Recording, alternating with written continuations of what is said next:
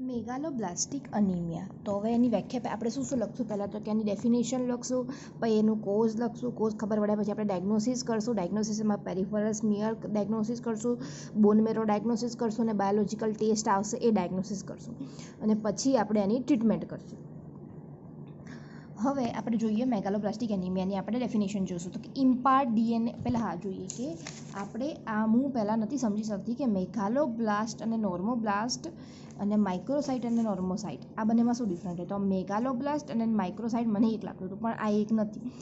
મેગાલોબ્લાસ્ટ meaning જ એમ થાય છે કે ન્યુક્લિયસને લેવા દેવા છે. તો ન્યુક્લિયસ આમાં મોટો થઈ ગયું છે, એટલે કે મેગાલોબ્લાસ્ટ અને નોર્મોબ્લાસ્ટને લેવા દેવા છે. એટલે કે નોર્મોબ્લાસ્ટની અંદર ન્યુક્લિયસ નોર્મલ છે, જ્યારે મેગાલોબ્લાસ્ટની અંદર ન્યુક્લિયસ મોટું થઈ ગયું છે. માઇક્રોસાઇટ અને નોર્મોસાઇટ્સમાં એ ડિફરન્ટ છે કે માઇક્રોસાઇટ્સ એટલે આરબીસીની સાઇઝ મોટી થઈ ગઈ છે અને નોર્મોસાઇટ એટલે આરબીસીની સાઇઝ નોર્મલ છે. તો મેગાલોબ્લાસ્ટ અનીમિયા એ મેક્રોસાઇટિક હોય છે.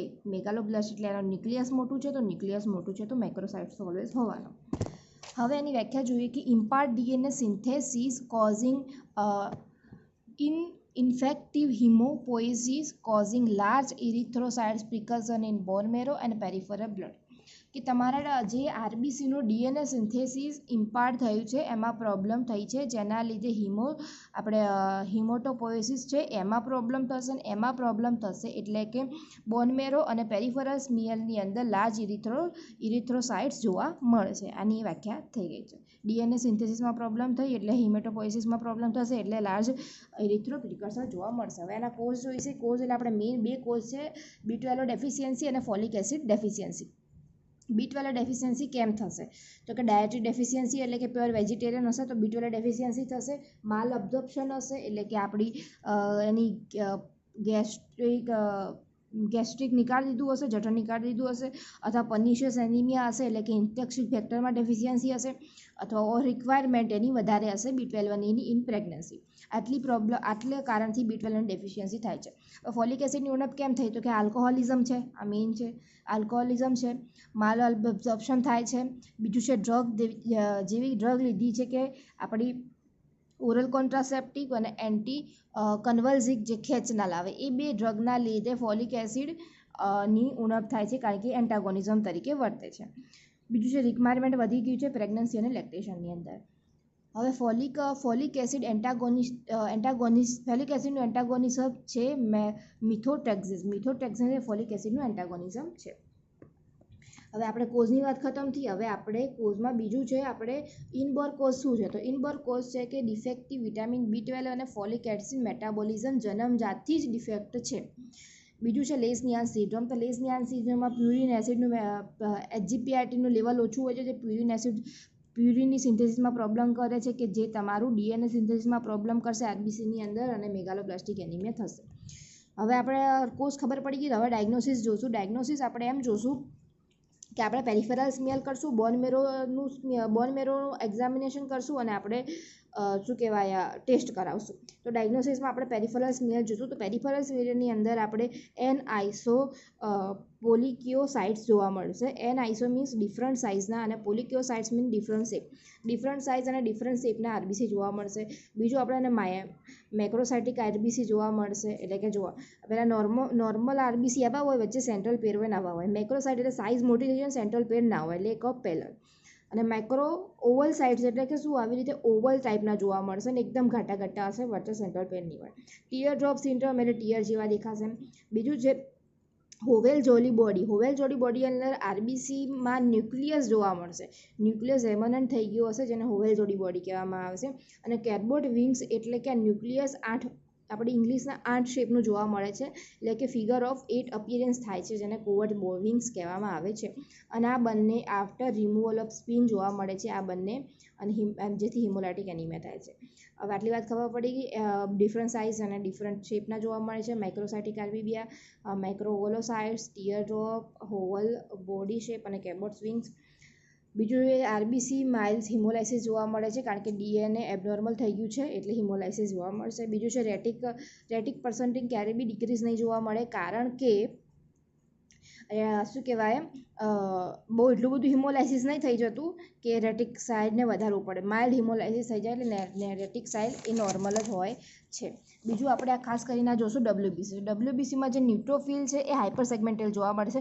ખાસ કરીને 6 લોબ હોય છે, 6 થી વધારે લોબ હશે તો હાઇપર સેગમેન્ટેડ જોવા મળશે. તો એ ખાસ મેગાલોબ્લાસ્ટિક એનિમિયાનું ફાઇન્ડિંગ છે. બોન મેરોમાં જોશું તો બોન મેરોમાં મેગાલોબ્લાસ્ટ જોવા મળશે. તો આપણે જોઈશું કે મેગાલોબ્લાસ્ટ અને નોર્મોબ્લાસ્ટમાં ડિફરન્સ શું છે. તો મેગાલોબ્લાસ્ટ એટલે કે પહેલાં મોટા હશે ને એનું ન્યુક્લિયસ બી મોટું હશે, એટલે મેક્રોસાઇટિક બી હશે ને ન્યુક્લિયસ બી મોટું હશે. નોર્મોબ્લાસ્ટ બરાબર હશે ને ન્યુક્લિયસ બી નાનું હશે. તો આ જે ક્રોમેટિન છે એ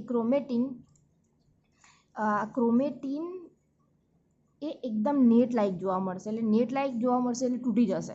તો નેટ લાઇક ક્રોમેટિન જોવા મળશે અને આને કહેવામાં આવે છે સીવ લાઇક ક્રોમેટિન. સીવનો સ્પેલિંગ જોઈ લેજો.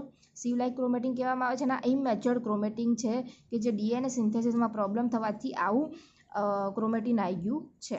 હવે નોર્મોબ્લાસ્ટ અને ઇરિથ્રોબ્લાસ્ટમાં એટલો ફરક કે નોર્મોબ્લાસ્ટની અંદર આ ન્યુક્લિયસ હોય છે, ઇરિથ્રોસાઇટ્સની અંદર ન્યુક્લિયસ હોતું નથી. તો નોર્મોબ્લાસ્ટ અને મેગાલોબ્લાસ્ટને કમ્પેરિઝન થાય છે, ના કે આરબીસી જોડે. હવે આની અંદર જુઓ, આ જે સાઇટોપ્લાઝમ છે એ તો નોર્મલ જ છે. તો નોર્મલ સાઇટોપ્લાઝમ છે કારણ કે એચબીમાં તો કોઈ પ્રોબ્લેમ થઈ નથી. તો નોર્મલ સાઇટોપ્લાઝમ છે. તો જે આ મેગાલોબ્લાસ્ટ અને નોર્મોબ્લાસ્ટનો સાઇટોપ્લાઝમ સરખો જ છે. લાઈક આપણે બીજું જોઈશું કે લેટ ફાઇન્ડિંગમાં શું જોવા મળે છે. લેટ સ્ટેજની અંદર આપણે મેગાલોબ્લાસ્ટ શું હોય, મેગાલોબ્લાસ્ટ મોટા હોય ને તો મોટા હોવાથી આપણે બોન મેરોમાંથી નીકળવું બહુ કાઠું પડી જાય છે. તો હવે એ લોકો બોન મેરોની અંદર મેગાલોબ્લાસ્ટ ખાસ કરીને જોવા મળશે, પરંતુ જે બ્લડની અંદર બહુ મેગાલોબ્લાસ્ટ એટલા બધા જોવા મળશે નહીં. અને એને શું કહેવાય, આપણે હાઇપર સેલ્યુલર બોન મેરોની અંદર પેન સાઇટોપિનિયા જોવા મળશે. પેન સાઇટોપિનિયા એટલે કે 3 આપણા ડબ્લ્યુબીસી, આરબીસી અને પ્લેટલેટ કાઉન્ટ ઘટેલા હશે બોન મેરોની અંદર. બીજું જોઈએ આપણે લેબ ફાઇન્ડિંગ, શું કહેવાય, લેબ ટેસ્ટ. અને આ જે બોન મેરો હતું એ બોન મેરોની અંદર હાઇપર સેલ્યુલર બોન મેરો જોવા થઈ જશે. એટલે બહુ એકદમ સેલ વધારે કરશે, એટલે માર્કલી હાઇપર સેલ્યુલર બોન મેરો જોવા મળશે. લેબ ટેસ્ટની અંદર જોઈશું તો લેબ ટેસ્ટની અંદર આપણે સીરમ હોમોસિસ્ટીન લેવલ વધેલું હશે કે જે આપણે બાયોકેમિસ્ટ્રીમાં આવતું હતું કે હોમોસિસ્ટીન એ B12 અને ફોલિક એસિડની હાજરીમાં મિથિયોનિનમાં કન્વર્ટ થાય છે. જો B12 અને ફોલિક એસિડ બંનેની ઉણપ હશે તો મિથિયોનિનમાં કન્વર્ટ નહીં થાય, એટલે હોમોસિસ્ટીનનું લેવલ વધી જશે. બીજું એ છે કે સીરમ મિથાઇલ મેલોનાઇન કોએ નું લેવલ વધી જશે કારણ કે B12ની એફિશિયન્સીથી જ આનું મેટાબોલિઝમ આગળ વધતું હતું, મિથાઇલ મેલોનિન કોએ. બીજો લેબ ફાઇન્ડિંગમાં આપણે એમ જોશું કે લેબ ફાઇન્ડિંગમાં જો બાયોકેમિકલ ટેસ્ટ ફોર મેગાલોબ્લાસ્ટિક એનિમિયા, એની અંદર કોમન B12 અને ફોલિક એસિડ હશે કોમન, તો એની અંદર સીરમ હિમોસિસ્ટીન લેવલ વધી જશે કારણ કે આપણે B12 અને ફોલિક એસિડ બંનેનું પ્રમાણ વધી ગયું છે. સીરમ બિલિરુબિનનું પ્રમાણ વધી જશે કારણ કે માઇલ્ડ હિમોલાઇસિસ થાય છે. પછી સીરમ આયર્ન અને ફેરેટીનનું પ્રમાણ વધી જશે કારણ કે બીજા બધા જોઈ. પછી HDLનું પ્રમાણ વધી જશે અને સીરમ B12 અને ફોલેટનું પ્રમાણ ઘટી જશે. હવે ખાસ કરીને B12ની ઉણપથી મેગાલોબ્લાસ્ટિક એનિમિયા થયો હોય ને તો મિથાઇલ મેલોનિન એસિડનું પ્રમાણ વધી જશે અને એક્સિડેશન બી એનું વધી જશે. અને B12ની આપણે ઉણપ છે કે નહીં એના માટે ટેસ્ટ કરવામાં આવે છે સ્લિચલિંગ ટેસ્ટ કે જે B12નું એબ્ઝોર્પ્શન આપણે જોવાશે, જેમાં આપણે આ વાપરવામાં આવે છે રેડિયોસાઇટ્સ ક્રોમિયમ વાપરવામાં આવે છે. હવે ફોલિક એસિડની ઉણપ છે કે નહીં તે જોવા માટે આપણે સીરમ ફોલિક એસિડનું લેવલ ઘટેલું હશે અને ફિગલું ટેસ્ટ પોઝિટિવ આવશે કારણ કે ફિગલું યુરિનની અંદર અપીયર થશે. તો ફિગલું શું હતું કે ફોર્મિમિનોગ્લુટાઇલ એસિડનું આપણે ફોલિક એસિડની હાજરી હોય તો જ ગ્લુટામિક એસિડમાં કન્વર્ટ થતું હતું. આપણે બાયોકેમિસ્ટ્રીમાં હિસ્ટિડિનની કેટાબોલિઝમમાં આવતું હતું. તો હિસ્ટિડિન, હવે કોઈ પેશન્ટને આપણે ફિગલું ટેસ્ટ ચેક કરવો હોય તો હિસ્ટિડિન આપવાનું. તો એમાં યુરિનમાં આપણે આ ફોર્મિમિનોગ્લુટામિક એસિડનું પ્રમાણ વધારે જોવા મળશે તો સમજી લેવું કે ફોલિક એસિડ છે નહીં. તો ફોલિક એસિડ છે નહીં તો ગ્લુટામિનમાં કન્વર્ટ થતું નથી. તો યુરિનમાં આ ફિગલું વધી જશે તો ફિગલું ટેસ્ટ પોઝિટિવ આવશે.